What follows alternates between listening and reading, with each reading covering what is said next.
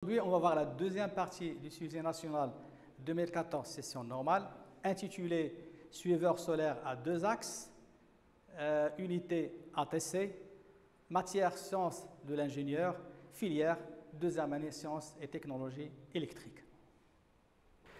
Rappelez-vous que le suiveur solaire au tracker solaire permet de suivre la trajectoire du Soleil selon les saisons sur l'axe est-ouest azimut et aussi sur la hauteur ou l'élévation zénith et permet ainsi d'améliorer le rendement de plus de 30% d'une installation solaire fixe.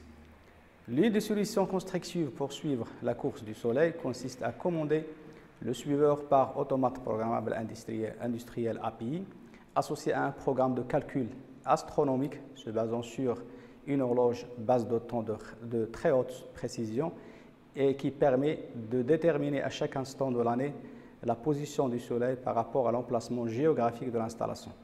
Pendant la journée, le programme astronomique calcule la position du Soleil et ordonne à l'automate de positionner le module photovoltaïque sur les deux axes zénith et azimut. Situation d'évaluation 4, étude de l'acquisition et de traitement. Étude de l'acquisition de la vitesse du vent. L'acquisition de la vitesse du vent est assurée par un anémomètre. L'anémomètre se compose de 3 goupilles ici disposées de 120 degrés et montent sur un axe vertical ici. À l'extrémité de cet axe est fixé un aimant permanent, voilà l'aimant permanent, qui tourne face à une bobine L, voilà la bobine L, de résistance R, interne R. Et engendre dans celle-ci, c'est-à-dire dans la bobine, une force électromotrice considérée sinusoïdale, E0 de T, dont la fréquence est proportionnelle à la vitesse du vent. Donc le principe ici c'est simple, l'aimant tourne face à la bobine, donc il va engendrer un flux ou un champ variable, donc d'après la loi de Lenz, la FM induite E0 égale à moins d2 φ sur 2dt. Donc on va considérer que cette FM induite est sinusoïdale. Donc voilà la tension induite E0 de forme sinusoïdale de valeur maximale E max. L'objet de cette étude est de conditionner E0 de façon à obtenir une tension continue V4 qui varie proportionnellement à la fréquence de E0, donc à la vitesse du vent. Le circuit de conditionnement est composé de deux blocs A et B. Donc voilà notre capteur de vent. Le bloc A, c'est la mise en forme et bloc B, c'est un convertisseur fréquence-tension. Donc l'objectif, c'est d'avoir à la sortie une tension V4 qui est proportionnelle à la fréquence de la tension E0 à la sortie du capteur du vent, donc à la vitesse du vent. Étude du bloc A, mise en forme. Ce bloc est constitué d'un comparateur à base d'un amplificateur opérationnel et d'un filtre passe-haut. Les valeurs de composants discrets et des tensions sont indiquées sur le schéma figure 16. Donc voilà notre capteur du vent et voici l'amplificateur opérationnel. Et ici, on a un filtre passe-haut. L'amplificateur opérationnel il est considéré parfait avec une tension de saturation plus ou moins V7 égale à plus ou moins 13 volts. Donc pour E0 égale à 0, et en négligeant la résistance interne de la bobine, c'est-à-dire R égale à 0, calculez la valeur de la tension V0 de V0. Donc si on néglige la résistance et on prend E0 égale à 0, donc la tension V0 n'est autre que la tension au bord de cette résistance R0. D'accord? Donc puisque l'amplificateur opérationnel est parfait, donc le courant I+, et moins à l'entrée non inverseuse et non inverseuse sont égales à 0. Donc les deux résistances R0 et R0 ici, ils sont parcourus par le même courant, c'est-à-dire qu'ils sont en série. Donc il suffit d'appliquer la loi du diviseur de tension. Donc V0 n'est autre que R0 fois 15 volts sur la somme des deux résistances R0 plus R0. Donc on aura la tension V0 égale à 15 sur 2, donc égale à 7,5 volts. Calculez la valeur de la résistance R2 pour avoir V1 égale à 7,75 volts. De la même manière, U- égale à 0, Donc R1 et R2 sont parcourus par le même courant, donc ils sont en série. Donc diviseur de tension, V1 égale à R2 fois 15 volts sur la somme des deux résistances R1 plus R2. D'accord? Donc on aura la résistance R2 qui est égale à V1 fois R1 sur 15 moins V1. D'accord? Donc on aura tout simplement une valeur de, après calcul fait, 10,68 kΩ. Complétez le chronogramme de la tension V2. V2, c'est la tension à la sortie de l'amplificateur opérationnel. Remarquez ici que l'amplificateur travaille en régime non linéaire. D'accord? Donc c'est un comparateur. Il va comparer la tension V+ à la tension V-. Si V+ supérieur à V-, donc on aura la sortie plus Vsat. Sinon, on aura moins Vsat. V+ n'est autre que V0 et V-, c'est V1. Donc, en fait, on va comparer la tension V0 à V1. V0 supérieur à V1, V2 égale à plus Vsat. V0 inférieur à V1, V2 égale à moins Vsat. Donc, voilà la tension V0 à la sortie du capteur du vent qui est supposé sinusoïdal et la tension V1 de référence qui est constante. Donc, ici, dans cet intervalle-là, V0 est inférieur à V1, donc on aura la sortie V2 égale à moins Vsat. Donc, moins Vsat. Ici, dans cet intervalle-là, V0 il est supérieur à V1, donc on aura la sortie plus Vsat. De même ici, V0 il est inférieur à V1, donc on aura moins Vsat, et ainsi de suite. La tension V3, c'est la tension à la sortie du filtre passe-eau. Remarquez que ces trois tensions ont la même période, donc ont la même fréquence. Donc comment on a obtenu cette tension, cette allure de la tension V3? Donc revenons à notre figure 16. Remarquez ici que la tension V3, c'est la tension à la sortie du filtre passe-eau. Donc il suffit ici d'appliquer la loi des mailles. Donc on aura V3 égale à V2 moins VC1. Donc V3 égale à V2 moins VC1. On suppose que la tension VC1 elle est chargée initialement par la tension moins Vsat, ici, et la tension V2 égale à moins Vsat, ici. Donc lorsque la tension V2 bascule à plus Vsat, donc la tension V3 égale à plus Vsat, moins la tension à l'état initial qui est égal à moins Vsat, donc on aura plus Vsat, moins plus Vsat égale à 2 Vsat. Donc ici on aura V3 égale à 2 Vsat. Donc le condensateur va se charger à travers la résistance R3 exponentiellement, rapidement, par la tension V2 qui est égale à plus Vsat. Donc une fois la tension Vc1 égale à la tension plus Vsat, donc on aura V2 moins Vc1 égale à 0. Remarquez ici, brièvement, on obtient la tension égale à 0. Donc maintenant, la tension, le condensateur est chargé avec la tension plus Vsat et la tension V2 égale à plus Vsat. Lorsque la tension V2 bascule à moins Vsat, donc on aura ici moins Vsat, moins cette tension qui est chargée à plus Vsat, donc on aura moins Vsat, donc on aura moins 2 Vsat. La même chose, la tension, le condensateur va se charger avec cette tension négative moins Vsat rapidement à travers la résistance R3. Donc on aura jusqu'à avoir Vc1 égale à Vc2. Donc on aura ici la tension, la différence de potentiel égale à 0 et ainsi de suite. Donc remarquez que grâce à ce filtre RC, on a transformé chaque franc montant ici, montant et franc descendant, en une brève impulsion. Donc on a obtenu en fait un convertisseur franc tension. Synthèse du bloc B, convertisseur fréquence tension. Ce bloc, figure 17, voilà, est constitué de deux étages, étage 1 et étage 2. La tension V4 doit être en principe une tension continue qui varie proportionnellement à la fréquence des impulsions de V3, donc à la vitesse du vent. Donc voilà notre bloc constitué par deux étages, étage 1 et étage 2, plus une diode D1. Répondre aux questions 33, 34, 35 suivantes en précisant la bonne réponse. Donc, avant de répondre à ces questions, on va faire un petit rappel sur les convertisseurs fréquence-tension. Donc, le schéma structural est le suivant.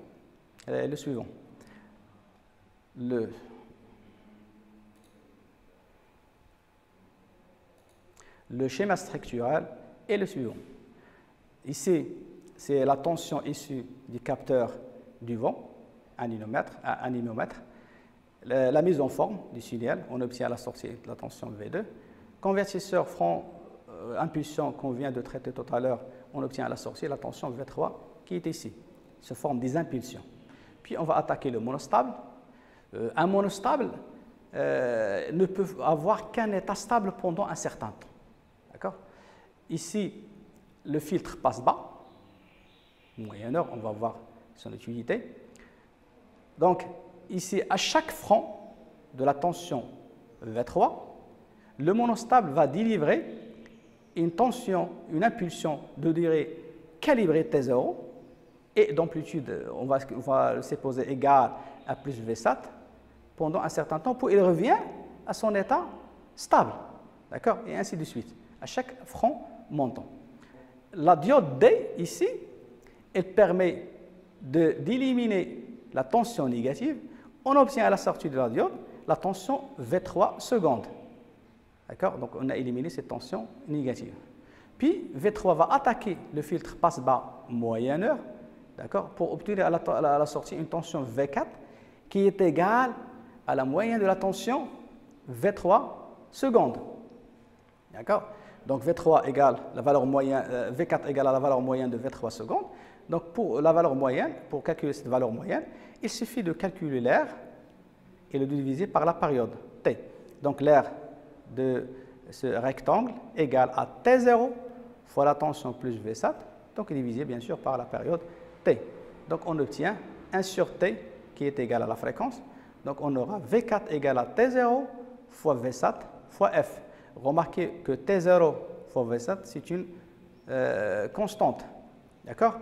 Donc, on aura tout simplement V4 égale à K fois F. Donc, remarquez qu'on a obtenu une tension V4 qui est proportionnelle à la fréquence F issue de la tension issue du capteur du vent. Cette fréquence elle-même, elle est proportionnelle à la vitesse du vent. Donc, on obtient une tension qui est proportionnelle à la vitesse du vent, tout simplement. L'inconvénient de ce circuit est son temps de réponse qui est élevé. Répondre aux questions 33, 34, 35 suivantes en précisant la bonne réponse A ou B ou C.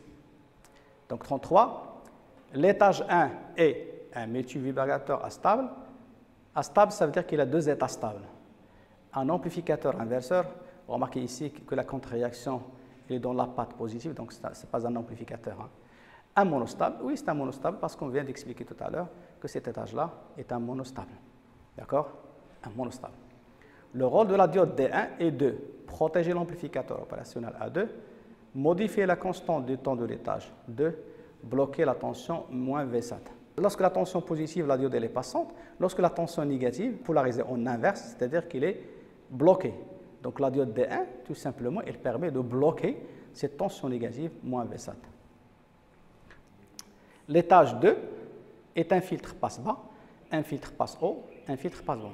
On vient de dire tout à l'heure que c'est un filtre passe-bas, plus précisément un filtre passe-bas moyenne heure, pour avoir à la sortie V4 la tension moyenne de la tension à l'entrée du filtre. On donne V4 égale à 0,0425 fois la fréquence F en Hertz, F égale à 3,34 fois la vitesse du vent en mètres par seconde. Calculer la valeur V41, V42 de la tension continue V4. Avec V41, c'est la valeur de la tension V4 pour une vitesse du vent égale à 72 km/h. La tension V42, c'est la valeur de la tension V4 pour une vitesse du vent égale à 54 km/h. Donc, il suffit d'appliquer ces deux relations qu'on a ici. Donc, V4 égale à 0,0425 fois 3,34 fois la vitesse. Ici, la vitesse elle est donnée en mètres par seconde. Donc, il suffit de convertir cette vitesse-là en mètres par seconde.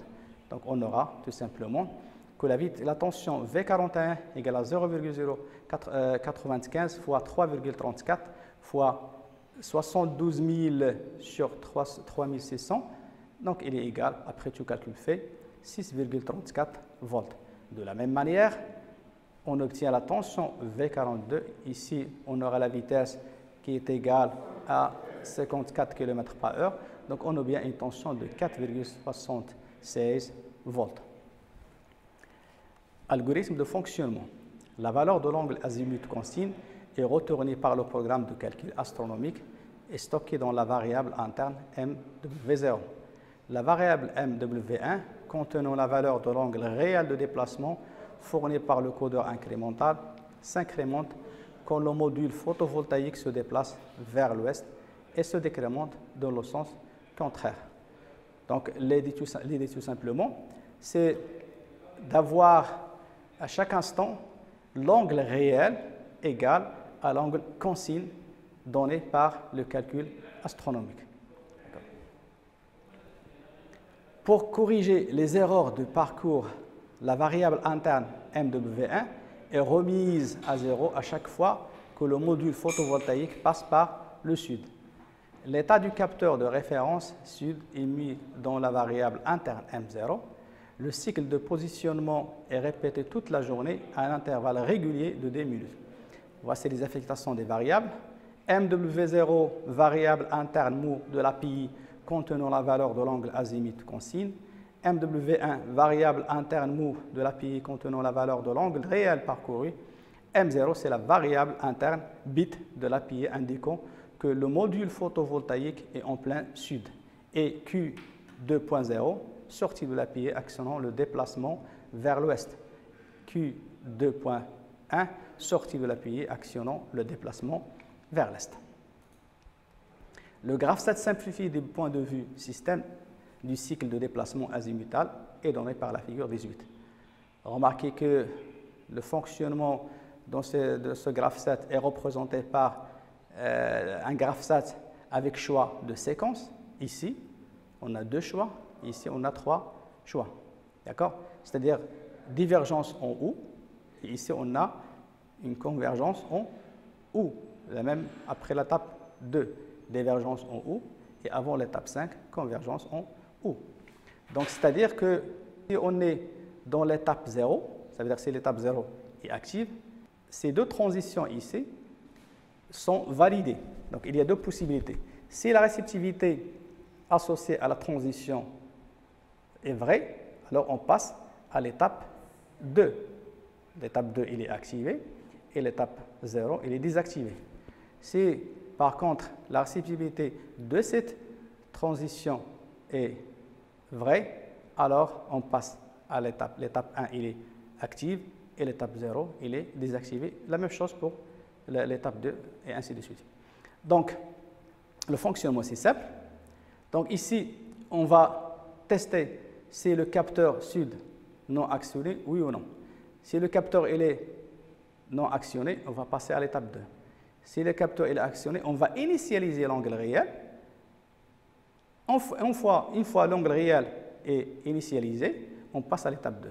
Puis ici, on va comparer l'angle réel avec l'angle consigne. 3 cas se présentent. Les 2 valeurs sont égales. Alors, on passe à l'étape 5. Angle réel supérieur à angle consigne. Alors, on aura le déplacement du module vers l'ouest. Si l'angle réel est inférieur à l'angle consigne, le déplacement se fait vers l'ouest, jusqu'à atteindre toujours l'égalité entre les 2 angles. Puis, on passe à l'étape 5. Et puis, on va lancer une temporisation de 2 minutes. Fin de temporisation, on revient à l'étape initiale et ainsi de suite. À partir du graphe 7 simplifié et du point de vue système du cycle de déplacement azimutal, complétez le graphe 7 du point de vue API. Notez bien que MWI valeur ou MWI égale à MWJ ou MW est supérieur à MWJ ou MWI est inférieur à MWJ. Ce sont des expressions logiques test qui peuvent être vraies, état logique 1, ou fausses, état logique 0. T1.Q, état logique associé à la sortie Q des temporisateurs T1. Donc, on va essayer de compléter le graphe 7 de point de vue API. Donc ici, on a l'étape initiale. Après l'étape initiale, on va voir dans le graphe de point de vue système. À l'étape 0 initiale, on va tester si le capteur sud il est actionné, oui ou non. Donc la variable de capteur sud, c'est M0. Donc il suffit ici de mettre M0 bar, c'est-à-dire que le capteur non actionné. Et ici M0, c'est-à-dire si le capteur il est actionné. Donc on va mettre ici M0. Puis ici, on a l'initialisation de l'angle réel. L'angle réel initialisé, on passe à l'étape 2. Après, on va tester ici, remarquez, l'angle réel, si il est supérieur à l'angle consigne, ou si l'angle réel est inférieur à l'angle consigne. Donc, on aura MW1 supérieur à MW0 et MW1 est inférieur à MW0. Après, on aura à l'étape 4 déplacé vers l'ouest, l'étape 3 déplacé vers l'est. Donc, déplacé vers l'est, c'est Q2.1, vers l'ouest, c'est Q2.0. Donc, on va mettre ici Q2.1 et ici Q2.0. D'accord? Puis après, on va tester l'égalité entre les deux angles, c'est-à-dire l'angle MW1 réel, si il est égal à MW0 consigne. Donc, on va mettre ici MW1 égale à MW0. De la même chose ici, MW1 égale à MW0. Puis finalement, on va lancer une temporisation de 10 minutes. À la fin de la temporisation, on revient à l'étape initiale. La programmation des actions associées à une étape XI découle des principes suivants. Donc, il y a ici l'action XI. L'action QIG est représentée par une bobine directe. L'action opération est représentée par opération. Exemple d'opération affectation. MWI égale valeur. Compléter le programme ladder suivant. Il suffit tout simplement de chercher les actions associées à ces étapes. D'accord? Donc revenons à notre graphe de point de vue API. On va voir ici que l'action associée à l'étape opération initialiser le compteur, c'est X1. Donc on va mettre ici X1. L'action associée à Q2 point, c'est X4. Et l'action associée à Q2.0, c'est X3. Donc on va mettre ici X3, puis on va mettre ici X4. Voilà, c'est ici que prend fin le sujet d'examen suiveur solaire à deux axes. Remarque qu'il vous est demandé uniquement de compléter une partie du programme ladder. Donc vous pouvez chez vous de faire le reste du programme ladder en se basant sur le graphe 7 du point de vue API qu'on vient de compléter suivant. Il suffit maintenant de tracer les schémas électriques de ces équations. SM0 égale X1 bar et X2 bar et X3 bar et X4 bar et X5 bar ou X5 et T1Q. Et RM0 égale à X1 ou X2. Donc voilà le schéma du circuit électrique. D'accord?